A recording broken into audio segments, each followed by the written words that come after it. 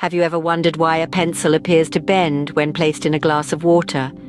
This optical illusion is the result of a concept known as ray optics.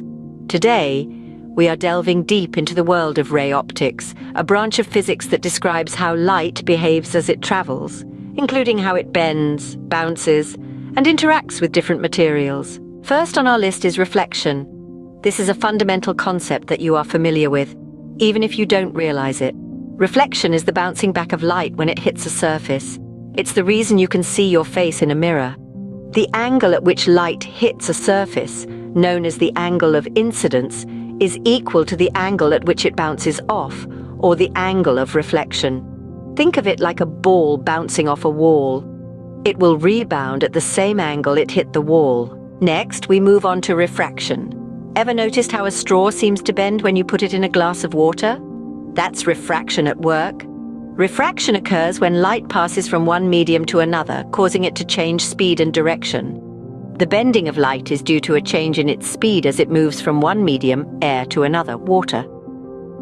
Now, let's talk about the refractive index. This is a measure of how much a material can bend light. The greater the refractive index, the more the light bends. For instance, diamond has a high refractive index, which is why it sparkles so brilliantly. Finally, we come to total internal reflection. This phenomenon occurs when light traveling in a denser medium hits a less dense medium at an angle larger than a specific critical angle. Instead of refracting or bending, the light reflects entirely back into the denser medium.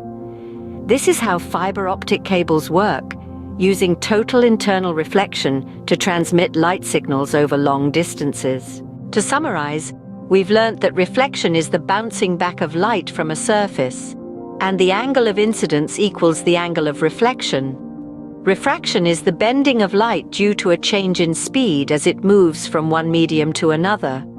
The refractive index is a measure of how much a material can bend light, and total internal reflection is the complete reflection of light back into a denser medium when it hits a less dense medium at an angle larger than the critical angle.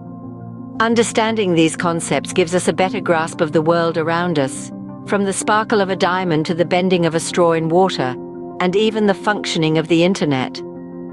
Ray optics truly is a fascinating field, opening our eyes to the marvelous interplay of light and matter.